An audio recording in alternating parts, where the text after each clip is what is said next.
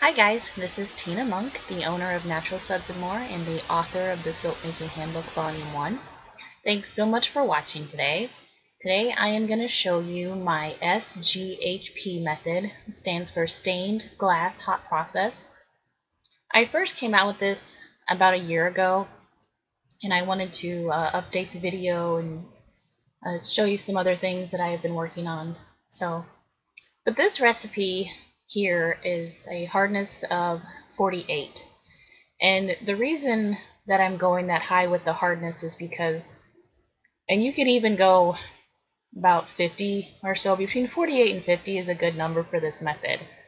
And that's because we're adding solvents to this to break down some of the soap crystals. And what that does is allow some of the light to come through the soap, so you get a slight transparency in the soap.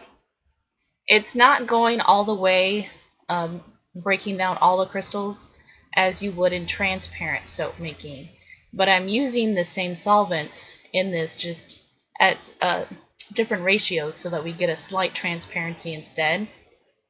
And I started doing this when I was getting frustrated with the whole transparent soap making method. It was messy, it was really long, and there was a lot of foam, and I started messing around with the numbers, and I said, well, what if I just do something that is a little bit different, and it's easier, and it's less mess, and maybe we can get some cool effects out of it. So this method is the result of that. And what I'm doing here is kind of like the regular countertop fluid hot process. In fact, I started it in the crock pot, and this recipe cooked so fast that I just ended up taking it out and sitting the base on the counter and just doing this as the countertop hot process method. But I started the same. My oils are about 200 degrees, and I mix in my hot lye just like I normally would for hot process. And I also, before I add the lye to the water, I'm adding sodium lactate and a little bit of sugar. I don't add as much sugar up front with this. I add a lot of it at the end. And some people look at how much sugar I add for this method and think, wow, that's a lot of sugar. But if you've never looked at transparent soap making, they use a lot of solvents. And when you do that, it's either 60% soap, 40% solvents, or it's 50-50. So this isn't nearly as much. This is just to give you some artistic play with your soap, and just to give you some ideas of some really cool things that you can do with the soap. So this soap, I don't normally do recipes like this, but my recipes are a lot different for this method because I need to counteract the softness that the solvents bring to the soap. So I did only 30% liquid oils with this recipe, and yeah, it cooked really fast. So I decided to just take the base out and sit it on the counter and finish the cook that way. And this method, the countertop method, cooks so fast. But you do not have to do this method. You don't have to do hot process soap, like this if you don't want to. It's totally up to you and how you want to do it and what you're comfortable with.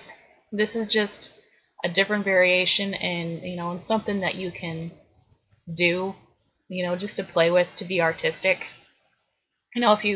Social media is huge, especially when you're in business. So if you can make some really amazing pictures, and use some light behind it and really catch people's attention, that's what this is for.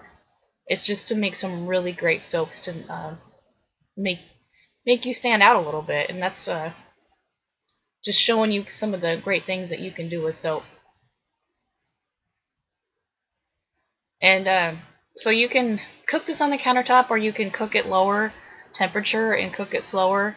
I just prefer cooking the hot process hot and fast so that we don't end up with overcooked soap or soap pieces in there. Like if you do get overcooked soap, you'll see like white chunks or in your finished product.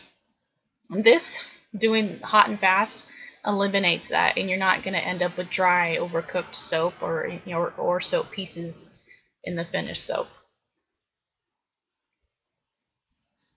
But this method is not for beginners. So if you have never made soap before, please watch my lye safety video. I also have a beginner cold process video that I highly recommend too. So if you're just starting out, this is a more advanced method. So if you've never done anything like that before, you've never made hot process soap before, I don't recommend this is where you start.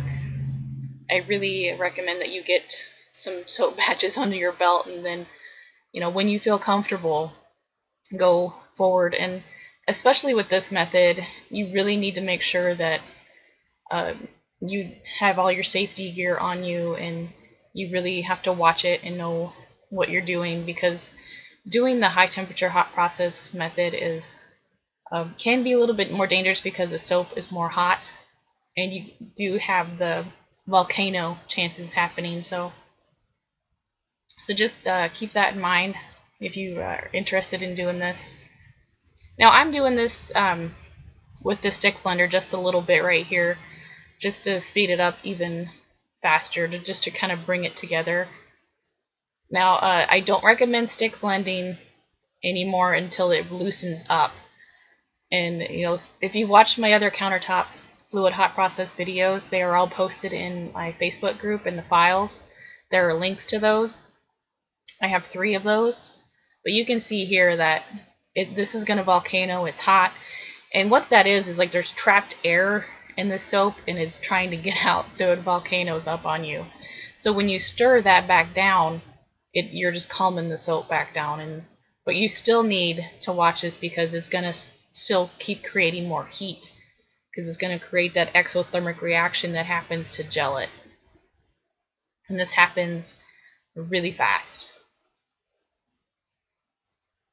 But yeah, all the other ones I only stick blend till trace, and then I let it sit and cook and do its thing, and then once it turns to applesauce, I'll come and stick blend a little bit until it volcanoes, and then all I do is stir.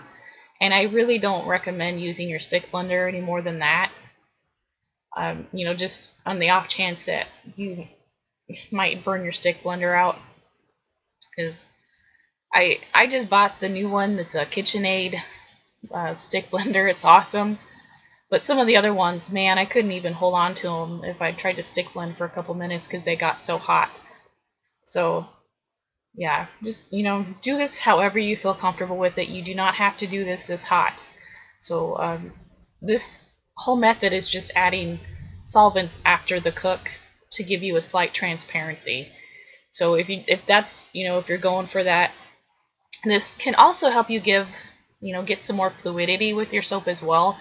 But this method is more about getting the hardness that you need to counteract the softness from the solvents, more than getting fluidity.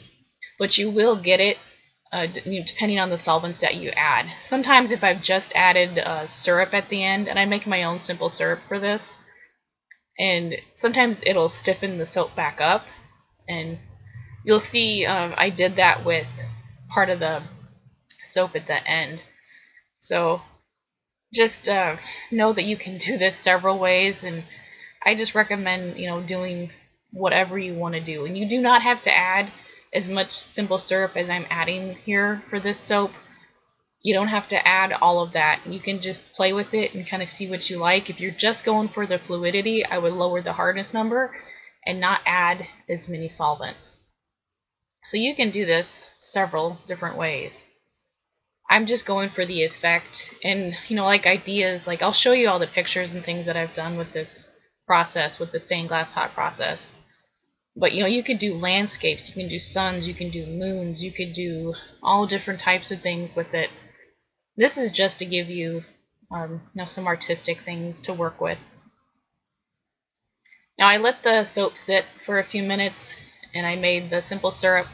And the simple syrup is just double the amount of sugar to the water. Like if you're going to add 2 ounces of water, you need 4 ounces of sugar to make your simple syrup. I also added in 3% glycerin, and that's 3% of the oil weight. And for this recipe, I've used 38% water total, and that's 38% of the oil weight. So I cook with like 30% water, and then I'll use the rest to add up for the glycerin and the syrup. If you use a really high proof alcohol like I do end up using in this one, I use 190 proof Everclear. There is not much water in that, so you don't have to count it as part of your water. It will evaporate off fairly quickly, but it does help break down some more of the soap crystals. And I decided to add some Everclear into this, so just because I was using such a high amount of hard oils, I just wanted to make sure I got the transparency that I wanted. But once you add the syrup and the glycerin, you're gonna just stir and make sure that's incorporated really well. And you can see that the glycerin makes a really big difference with the fluidity with this. But keep in mind, you may not get the fluidity that you're looking for if you don't add different solvents. Like glycerin makes a huge difference with the fluidity. Like I said, if you just add syrup, you may get fluidity, you may get some stiffer soap. So it just really depends, but you're going to be adding everything warm. Now I do throw in some alcohol, the Everclear, here in a second, but just keep in mind that the fumes can knock you out. So you'll see me put it in, but just keep in mind, you might even want your mask on. You're going to want to keep the lid on, because those once that alcohol hits that hot soap, you're going to be getting some fumes in your face. So just be aware of that. And be very careful and take all the safety precautions that you need, okay? Like I said, this is a more advanced method, and I don't recommend beginners trying this. Now I just put the Everclear in and put the lid back on. Then I'm going to come back and stir the alcohol in.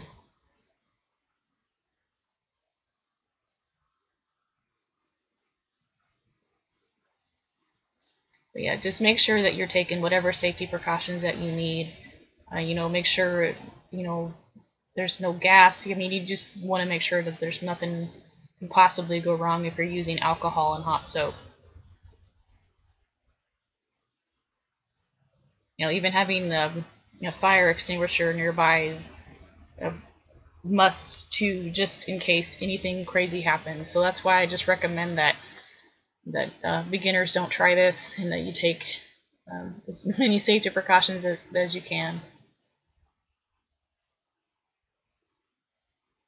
But you can see that the soap completely changed. It looks so much different.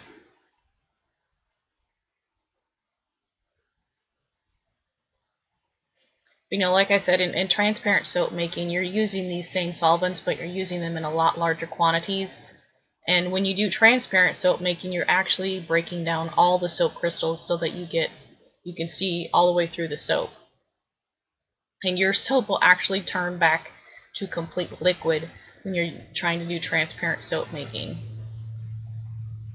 And I'm not going that far with this method. I just want to give the slight transparency to the soap.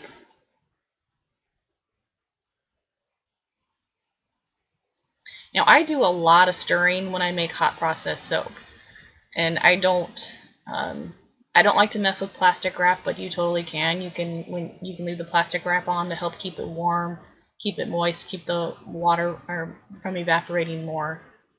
But I just use the lid on the crock pot on mine. So I let it sit, and then I poured it into a round tube, PVC pipe. My boyfriend actually made that. He cut the tube in half, and then we had clamps around it, so it made it a lot easier. So I froze the soap and unclamped it, and then the pieces came apart, and the soap came out a lot easier that way. Because I don't like trying to push a log, out of a PVC pipe like that. I try to make things easier if I can. So we just did that. We cut the PVC pipe down the long way and then used clamps to keep it shut. So that worked out really, really well. But this soap here, I'm just pouring it into the mold because I used it to make the jack-o'-lantern, which I'll show you the picture of that. But what I did is I broke down actually cut it in half, and then I used the top half to cut out the triangles for the nose and the mouth, and then I used a potter tool to scrape out the teeth for the bottom of the mouth for the jack-o'-lantern. Well, that worked really, really well. And the soap is really easy to mold too. But this, I'm going to show you exactly how I made the still waters soap. Now, for this part that I'm putting in the mold right there, I added some simple syrup to it, just to give it the transparency that I was looking for, to try to look like a reflection from the sun on the water. Now, at this point, I let the soap sit so that it could get stiffer so that I could work with it. And I started, with the water on the bottom, and then I put the sun on top. And the embed weighed about 16 ounces, so I wanted to make sure that it was stiff enough to hold it. Now, I didn't want to try to do this upside down, but, whatever design that you're doing, if you can totally put the embed on the bottom and, do it upside down if you want. But I didn't know if I would get the water to look like I wanted it to if I didn't put the sun on the top. So I just wanted to make sure that the soap was stiff enough to hold the embed weight. Now, I used indigo for the colorant. It's a natural colorant. And I got a little bit worried when I mixed it into the soap because it looked green. And then like a few seconds later, it looked gray. And I was like, oh man. But I think it turned out pretty cool. There's a little bit of variance in the blue. I added some zinc, the non-nanoparticle zinc oxide, to some of the indigo for the sky. So I'll show you the pictures at the end of how this looks in different lights. So I'm just putting water on both sides of that, and then I'm gonna use my hanger swirl tool and kind of go back and forth, try to make it look like it, motion of the water a little bit.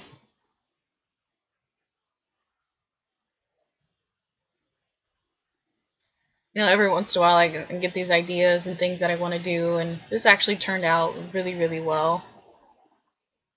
Then I'm just taking the hanger swirl, and it's so thick I had to hang on to the mold while I did this back and forth.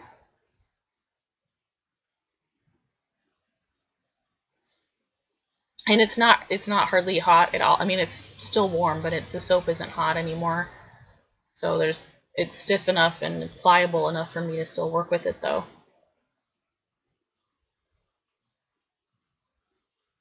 But anytime you're working with, hot process soap, and especially if it's this thick, you really want to make sure that you bang down the mold quite a bit to get rid of any air bubbles that could possibly be there.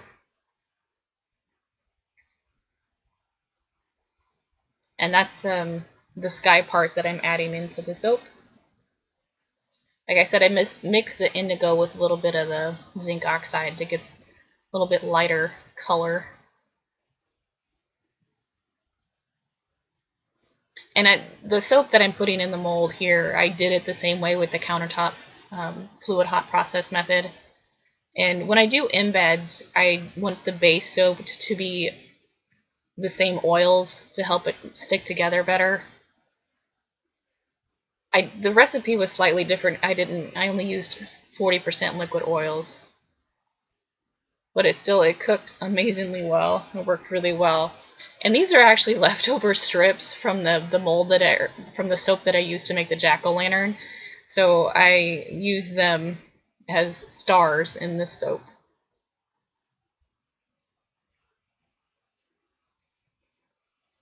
And that's the round embed going in the mold.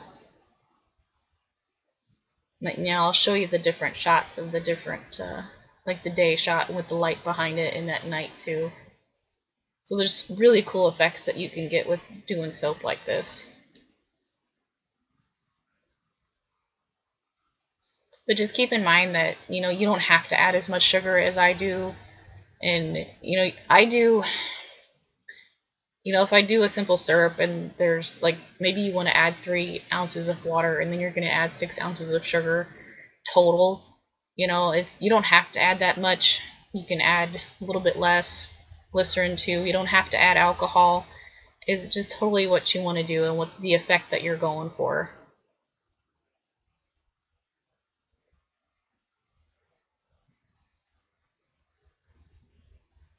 But this worked really well with the hot process soap.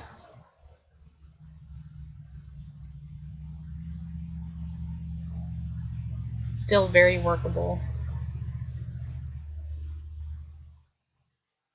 And you know, with this method, you can put it in the fridge for a few hours and then cut it, and it's, you know, you're good to go. Just let it cure for a few weeks, especially with the high water amount and the high sugar content. You may have to treat it as like a melt and pour soap and wrap it, because it is going to draw more moisture to the soap.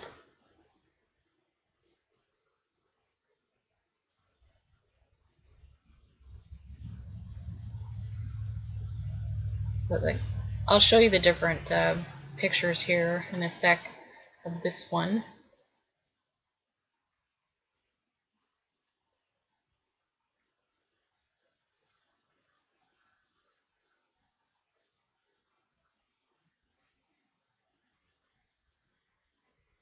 This is the day shot. This is what it looks like right after it was cut. This is with a light behind it for the sunset look. And we have the nighttime shot. And there's the jack-o'-lantern that I did. And this is one that I called Starry Night. Thank you so much for watching. You can join my Facebook group, and you can buy my book at my website and like my pages.